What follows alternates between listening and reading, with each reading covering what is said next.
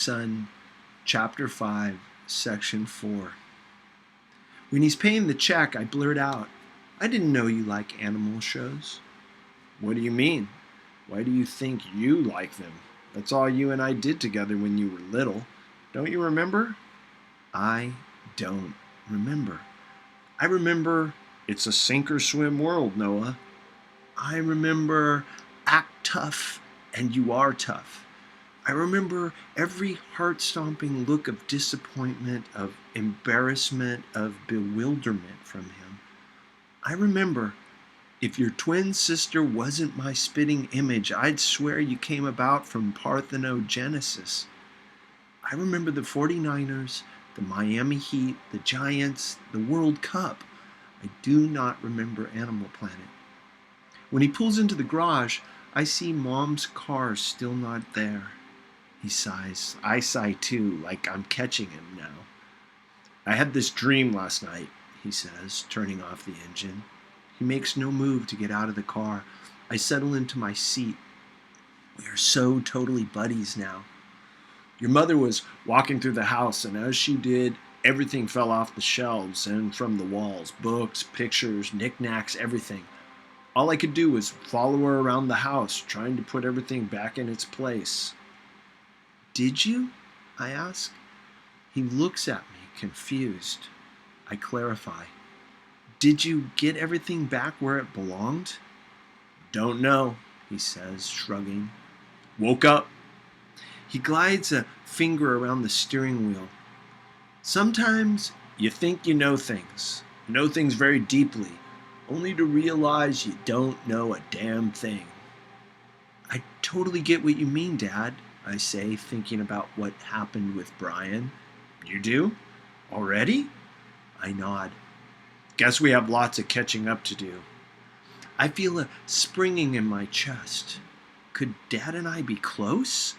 Like a real father and son? Like it could have been all along if I'd flown off his shoulder that day like Jude did? If I'd swum instead of sunk? "Where the hell is Ralph? Where the hell is Ralph?" we hear, and both laugh a little. Then he surprises me by saying, "You think we'll ever find out where the hell Ralph is, kid?" "I hope so," I say. "Me too." A comfortable silence follows, and I'm marveling at how supernaturally cool Dad's being when he says, "So, you still seeing that Heather?" He nudges me. "Cute girl." He gives my shoulder a squeeze of approval. "This sucks." "Kinda," I say, then add with more conviction because I have no choice. "Yeah, she's my girlfriend." He gives me that dumb, "you sly dog" expression. We're gonna have to have a little talk, me and you, aren't we, son? 14 years old." He cuffs me on the head just like that sculptor did his students. And that gesture, plus the word son again, the way he keeps saying it, yeah, I had no choice about Heather. Once inside, I go to my room, noting that Jude knocked over a water bucket on my floor in retaliation. Whatever. I throw a towel on the puddle, and as I do, I glance at the clock on my desk, which has the date as well as the time. Oh. Later, I find Dad sunk into the couch in front of a college football game. I went through all my sketch pads and couldn't find one drawing of him with his head still on, so I took out my best pastels and did a new one of the two of us on the back of a blue wildebeest. On the bottom, I wrote, "Happy birthday." He looks right in my eyes. "Thanks." The word comes out all scrunched up like it was hard to get out. No one remembered, not even Mom. What's her problem? How could she not remember Dad's birthday? Maybe she's not a blow-in after all. "She forgot the turkey on Thanksgiving, too," I say, trying to make him feel better, only realizing after I say it how lame it is to compare him to a turkey. He laughs, though, which is something. Is that a blue wildebeest?" he asks, pointing to the drawing. When we're done with the world's longest conversation on the blue wildebeest, he pats the couch, and I sit down next to him. He puts his hand on my shoulder, leaves it there like it fits, and we watch the rest of the game together. It's pretty boring, but the athletes, well, you know. The lie I told them about Heather is a stone in my belly. I ignore it. A week after Dad's forgotten birthday, with the rain beating the crap out of the house, Mom and Dad seat Jude and me in a frozen part of the living room no one ever sits in to inform us that Dad's temporarily moving down to the Lost Cove Hotel. Actually, Mom tells us he'll be renting a studio apartment by the week until they can work out some issues they're having. Even though we haven't spoken in forever, I can feel Jude's heart clenching and unclenching inside my chest with mine. "What issues?" she asks. But after that, the rain gets so loud I can't hear what anyone's saying anymore. I'm convinced the storm's going to bust down the walls. Then it does, and I'm remembering Dad's dream because it's happening. I watch as the wind sweeps everything off the shelves. Knickknacks, books, a vase of purple flowers. No one else notices. I grip the armrests of the chair tight. Family portrait. Assume the crash position. I can hear Mom's voice again. It's calm. Too calm. Yellow fluttering birds that don't belong in this life-bucking tempest. "We still love each other very much," she says. "We just both need some space right now." She looks at Dad. "Benjamin?" At the mention of Dad's name, all the paintings, mirrors, family photographs come crashing down from the walls. Again, only I notice. I glance at Jude. Tears suspend in her eyelashes. Dad seems like he's going to say something, but when he opens his mouth, no words come out. He drops his head into his hands, his teeny tiny hands like raccoon paws. When did that happen? They're too little to cover up what's happening on his face, how his features have all squeezed shut.